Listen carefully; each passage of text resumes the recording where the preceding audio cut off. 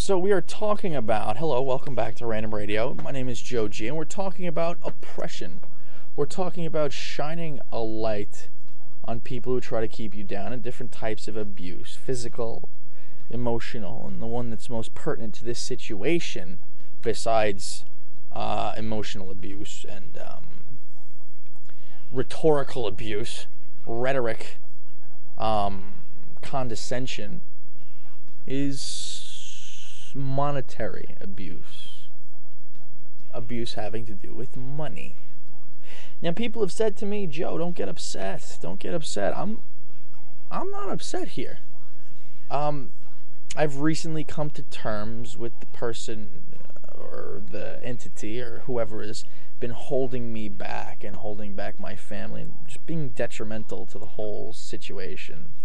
And instead of helping me and us move forward, is tripping us up, tumbling us backwards, and pulling the rug out from underneath us in every way possible. Not telling me about phone calls that I've had from my lawyers. Not telling me about letters that come from my school. Opening my mail, which is a federal offense. This gentleman, this person has done that. This person has refused to take responsibility for his fatherly duties. And I know everybody has this fight with their parents, but not to this extent. And I know divorces are messy, but they should not be messy to this extent. You do not cut off your nose to spite your face. Why? Not even Michael Jackson cut off his nose to spite his face. So why would somebody do that? Why would somebody make their children suffer or dig themselves into such a hole? And this guy has dug himself pretty damn deep. From the perspective of an outsider, and I kind of feel sorry for him, because in his mind, he's right. In this warped sub-reality that he has concocted for himself, which I don't know how it got this out of touch. I don't know how you can explain away and push away your family and let your kids go without power and shirk all responsibility. Not even so much offering a lantern or, for light at night, or an ice chest which was pilfered from your former residence. Instead, he has basically admitted that he is trying to make it so he is forced to sell this house and put his current but trying to be ex-wife out on the street, while he sits in the lap of luxury with central air and big TVs and new bathrooms, whirlpool tubs, by the way. After a hard day at work, he gets to go home and draw himself a nice hot bath with nice jets and bubbles and soaps and salts. Meanwhile, a woman who works her fingers to the bone for a meager salary because she gave up her career to raise this man's kids and trusted in him to provide her with the basic necessities that she needed to survive. And then all of a sudden he decides that he does not want to do that anymore. He wants out of the contract.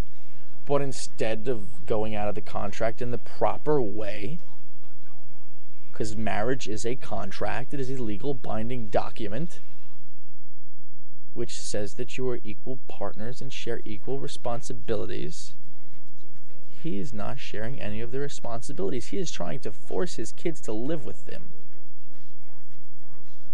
by squeezing the life out of them, basically choking. He's choking the life out of his kids to get them to the point where they're just desperate enough to live with him. And that's what he wants. And if I were to show you all of the evidence, circumstantial or otherwise, you would understand something that I did not even want to come to terms with, and I just recently came to terms with it. A very sad situation, a very sad and disheartening thing I had to come to grips with. And I recently, today, came to a resolve that the number one enemy in the success of my life has been none other than my own father. And I love him and I care about him still, but I realize that he is my oppressor. It is not the school that has screwed me over. CW Post. I was fighting a battle not against them. I should be fighting the battle against my own father, but it kills me to have to fight against my own kin.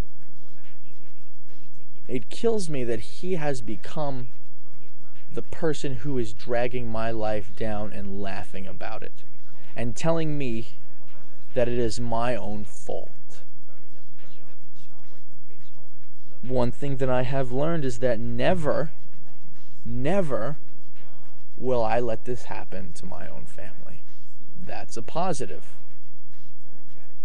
Never will I let my own kids suffer in the way that he has made us suffer. My own brother said that he doesn't even bother arguing with my dad because he is a condescending asshole. Why? Why? Why would you treat your kids in such a way where you're always right, no matter what, even though to the world you seem wrong, and you will seem wrong? Because if it's with my dying breath, I will get the truth told.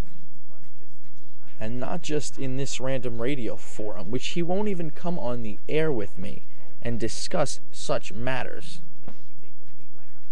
Because he knows how he would look if he were to give to the world the answers that he gives me to the questions that I ask. I think the only way to get him to truly tell the truth and truly to come clean is to get a news crew, maybe News 12, maybe something bigger, maybe something smaller, to go up to his doorstep and take a walk through this house and the mold that we have and the problems that we have, and then take a walk through his house, the house that he lives in basically by himself, with the exception of his father, who he has been taking care of. Not so much taking care of, but housing, while other people take care of him. And then look at the situation where his kids are living in. And then ask him questions based on that. Ask him why his oldest son had to drop out of college. Mr. Galanti, although you have paid absolutely nothing for your son's education, why is he not going to school anymore? Because you refused. Why did you refuse to co-sign for his loan? Now, to me, he would give me the runaround, and I can't even repeat to you what he would say because it doesn't make any sense. It is illogical, and it is an argument that doesn't hold water. But then he'll tell me that I don't earn respect, or that I have no reason to say anything.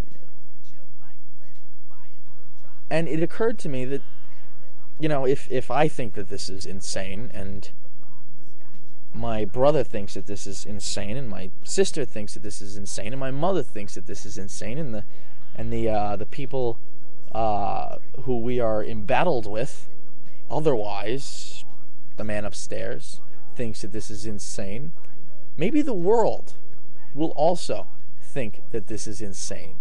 And maybe the answer to the problems is not fighting with a man who is never going to admit defeat to me or to my brother, or rather a man who holds all of the power and knows that he holds all of the power in the finances, so to speak, and other things, keeping us financially holding us by the balls, including my poor